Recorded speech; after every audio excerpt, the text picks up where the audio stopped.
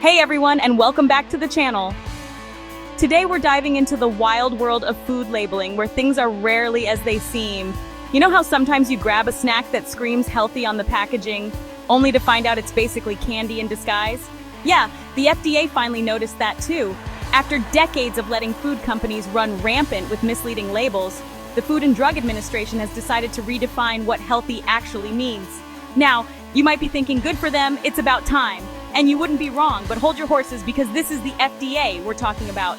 The agency that once considered a serving of pizza a vegetable is now trying to convince us they're the arbiters of good nutrition. So buckle up, grab your favorite suspiciously labeled snack, and let's unpack this whole healthy debacle, shall we? So the FDA just woke up and decided to redefine what healthy actually means. You know, because labeling sugary cereal and frosted granola bars as healthy wasn't confusing enough. Their new criteria: less focus on total fat and calories, and more emphasis on food groups like fruits, veggies, and whole grains. It's like they finally read a nutrition book, or, Googled it. Don't get me wrong, any move towards transparency in food labeling is a step in the right direction. But this is the agency that once tried to tell us that pizza was a vegetable. So forgive me if I'm not throwing a ticker tape parade just yet. Under the new guidelines, a product labeled healthy will have to actually contain a meaningful amount of the good stuff. Think fruits, vegetables, whole grains, the foods your doctor keeps telling you to eat. And it can't just be a sprinkle of dried cranberries in your sugar-laden breakfast cereal either. We're talking real, actual servings of fruits and vegetables. Now, this might seem like a no-brainer, but you have to understand, the FDA's definition of healthy has been stuck in a time warp since the 1990s. Back when shoulder pads were considered fashionable and fat-free, everything was all the rage. Remember those Snackwell's cookies? Marketed as healthy because they were low in fat? Turns out they were just pumping them full of sugar to make up for the lack of flavor. And let's not forget about all those sugary cereals marketed to kids with cartoon characters on the box. The FDA's previous guidelines made it way too easy for food companies to slap a healthy label on just about anything and get away with it. It was like the Wild West of food labeling out there, and consumers were the ones getting duped. But now, the FDA is trying to tell us they're cleaning up their act. They're putting their foot down and saying enough is enough. They're like the sheriff who finally decides to wrangle in all those outlaw food companies. But the question remains, are these new guidelines enough to actually make a difference? Or are we just slapping a new coat of paint on the same old problems? The FDA's new guidelines are certainly a step forward, but they also raise a lot of questions. For instance, how will these changes be enforced?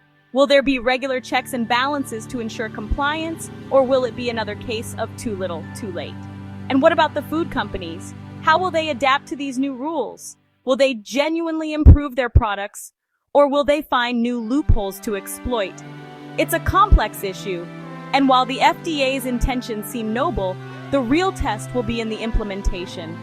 Consumers need to stay vigilant and informed, questioning labels and making choices that truly benefit their health. So as we move forward, let's hope this isn't just another fleeting attempt at reform, but a genuine effort to make our food system healthier and more transparent for everyone.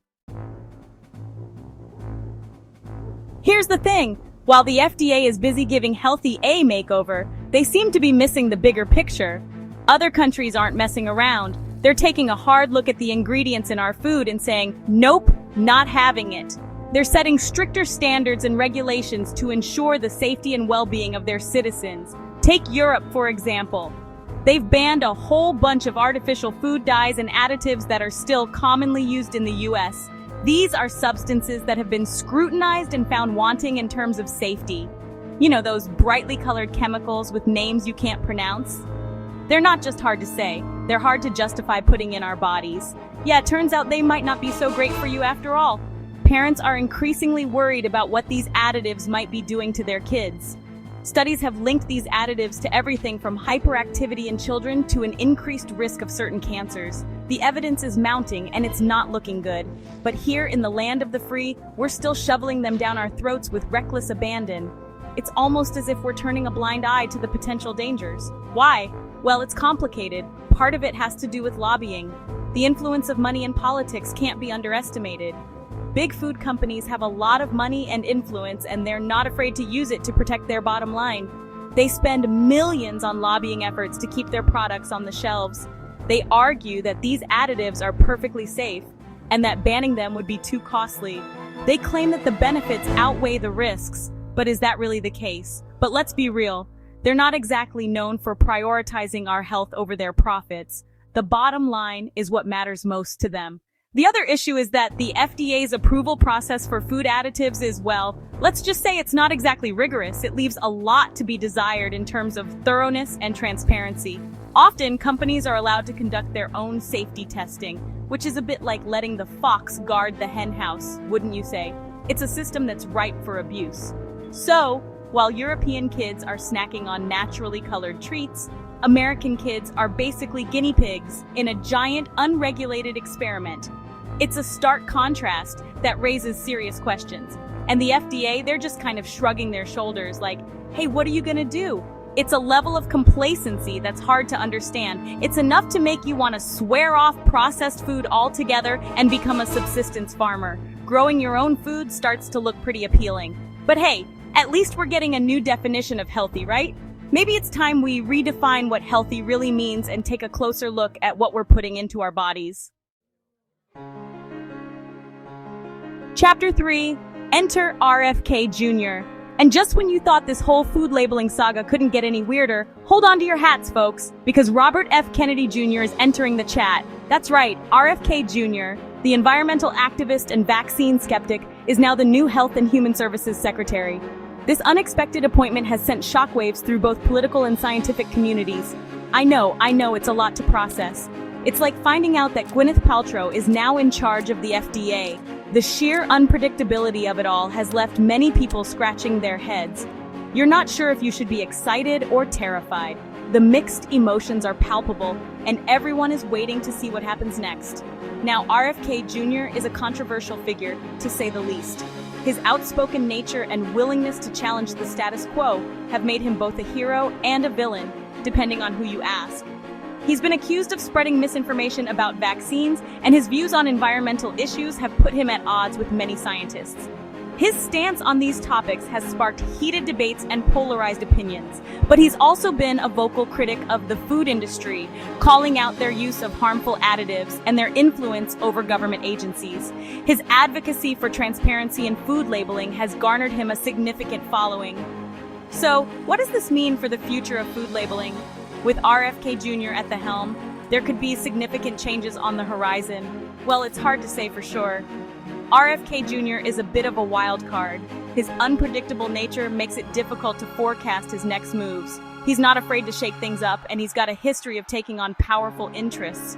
His tenacity and boldness could lead to groundbreaking reforms. Some people are hopeful that he'll use his new position to crack down on big food and push for stricter regulations. They see this as an opportunity for much-needed change. Others are worried that he'll use his platform to promote his own personal beliefs, which may not always be grounded in science. This concern is shared by many in the scientific community. Only time will tell what RFK Jr.'s tenure at the HHS will mean for the future of food labeling. The coming months and years will be crucial in determining the impact of his leadership. But one thing's for sure, it's going to be interesting. The unfolding story promises to be a captivating one, with twists and turns that no one can predict. Chapter 4, The Good, the Bad, and the Questionable. So where does this all leave us? Well, the FDA's new definition of healthy is a step in the right direction, even if it is a baby step. It's about time they acknowledge that just because something is low in fat doesn't mean it's good for you, but let's not get ahead of ourselves. These new guidelines are just that, guidelines. They're not legally binding, and food companies have until 2028 to comply. That's right, 2028. That's like years from now. Plenty of time for big food to lobby for loopholes and water down the regulations. And even if the new guidelines are implemented as intended, they're still just a drop in the bucket when it comes to fixing our broken food system. We need to address the root causes of our unhealthy eating habits, like the marketing of junk food to children and the lack of access to affordable, nutritious food in many communities. So what can you do? Well, for starters, don't rely on food labels to tell you what's healthy and what's not. Read the ingredient list, do your research, and make informed choices about what you're putting into your body. And don't be afraid to contact your elected officials and demand better food policies, because at the end of the day, we deserve better than a food system that prioritizes profits over our health. The FDA redefines healthy about time or another PR stunt. So there you have it, folks. The FDA is attempting a makeover, trying to convince us they're not just big food's best friend. But are these changes enough to make a difference? Or are we just slapping a new label on the same old problems? Are we witnessing a genuine shift towards transparency and healthier choices? Or is this just another PR stunt designed to appease our growing concerns about what's in our food? So, what do you think? Are these changes enough to make a difference, or are we just rebranding junk food?